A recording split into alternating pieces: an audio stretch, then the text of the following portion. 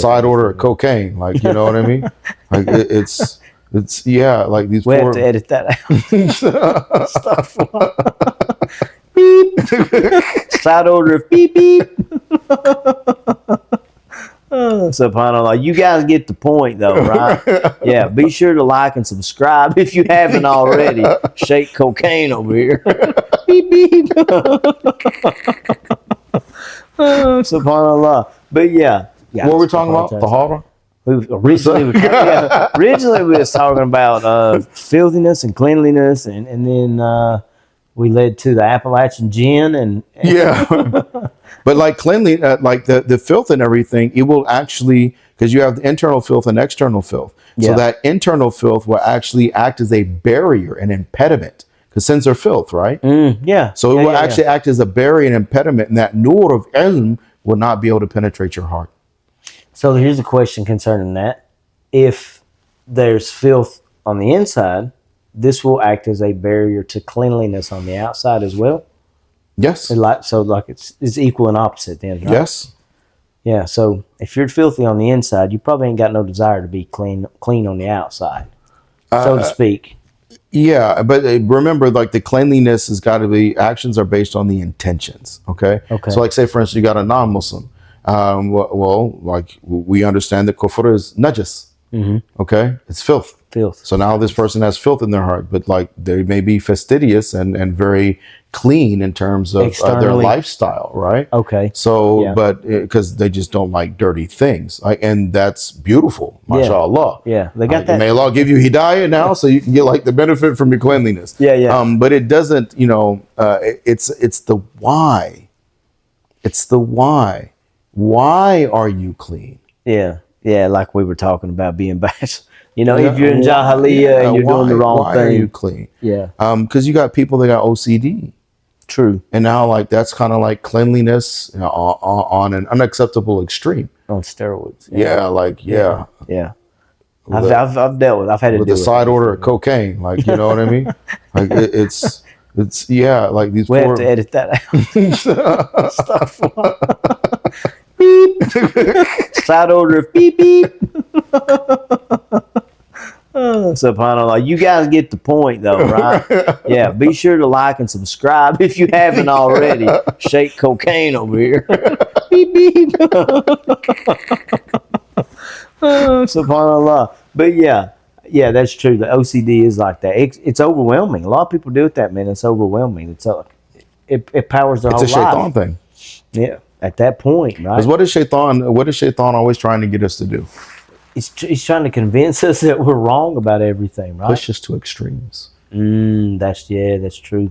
Because let you pass, like get the pendulum to pass right over that middle area where we're supposed to be at. And so it's like, I need to be clean. Because I'm so dirty, right? Yes. And it's like, okay, he's moving towards this, like, fine. Let's just push him right past it over to here. And now you're dealing with this like OCD thing. And it's a common thing, actually. It's a common thing that we, you know, people that are, you know, going through a very rough patch, and having issues with sins and bad habits. And then they're trying to clean up things. And they end up like with OCD with their, like, you know, they never feel like their wudu is complete. I've heard of this. They do do istinja, you know, and they never feel like they're clean. You dealt with this before? Oh, this is common. Really? This is common. They'll take showers and, you know, like they don't feel clean. So they're, you know, 20, 30, 40 minutes like in the shower because like they just don't feel clean. And part of it is shaitan. And the other part of it is like an understanding. It's like now your fitra, your ruh understands how filthy you are inside.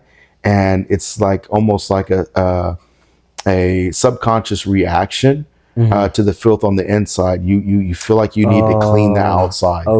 Like the cleaning the outside. Like I'm not clean. I'm not. You know, like you know.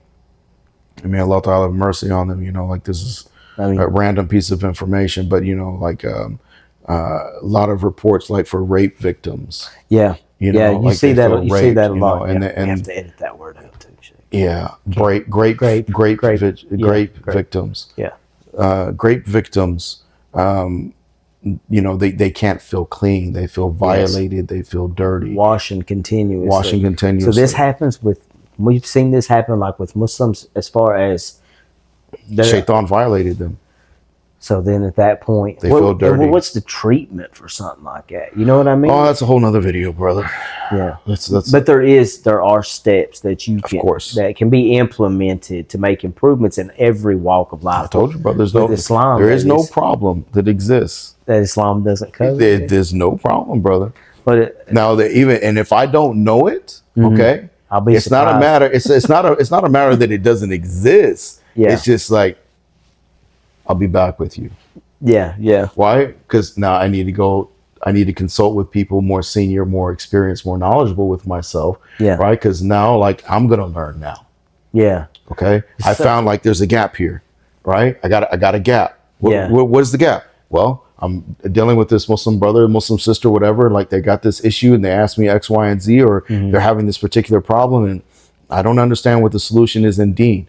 Right? Yeah. I know it's there, but I don't know it, which means there's a gap in my knowledge. Right? Help me to understand. Yes. And speaking of you doing that, like you as a teacher, right? As a scholar, I saw the funniest thing today, and I got a picture of it. I haven't showed you yet, but you had class today. Like you had a class.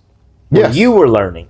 Yes. So I go outside while you're doing your learning. You're going in there to set up for I your told class. you, right? Because I told you that I got to go into learning mode. I come in, like, just so the audience knows, this is how genuine Sheikh is here. Okay, I come in.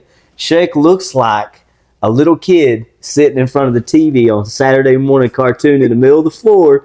Got his tripod and his phone set up. Like, he's just intent learning right there. And I was like, mashallah, I can't bother the brother.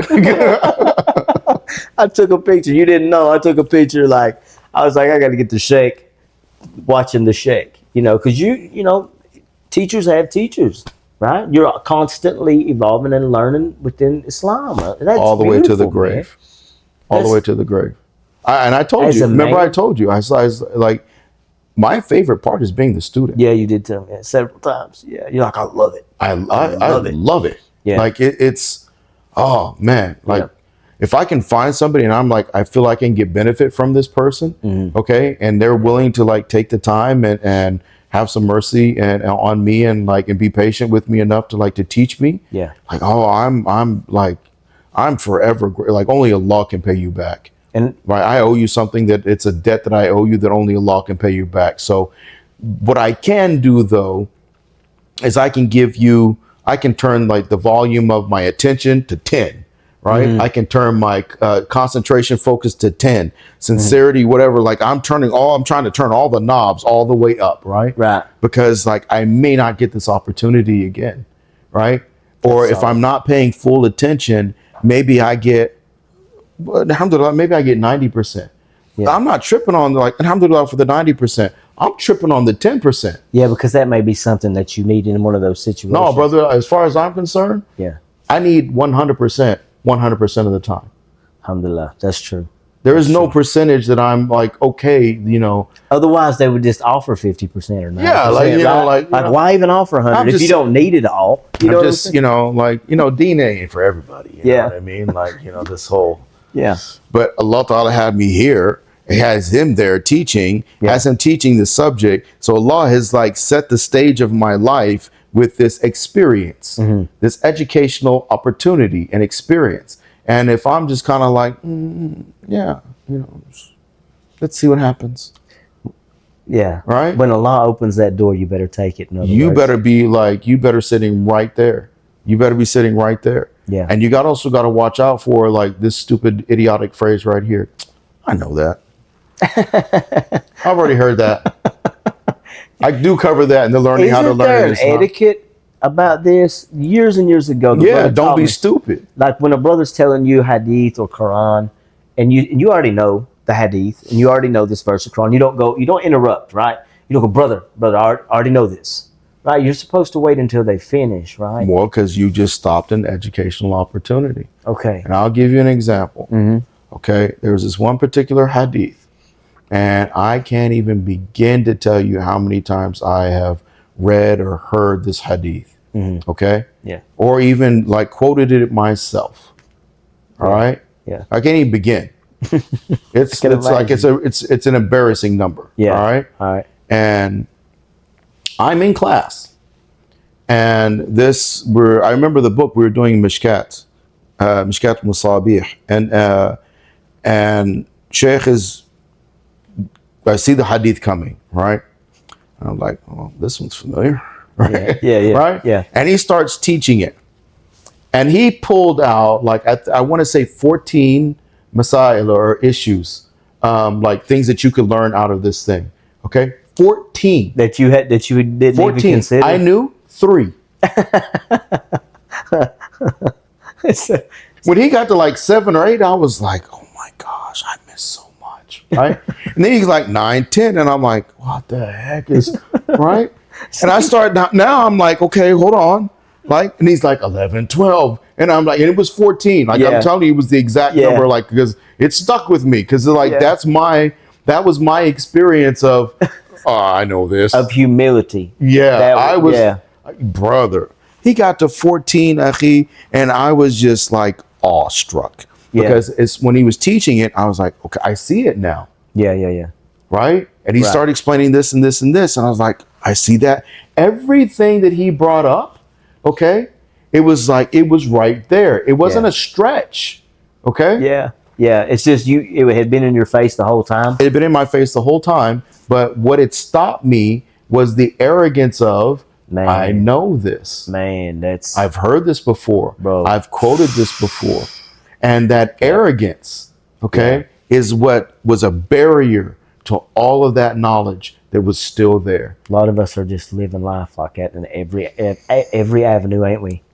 Sheikh, I mean, really. We're letting being good stop us from being great. Oh, I'm good. Remember we did that, like, don't get happy with yourself. Yeah.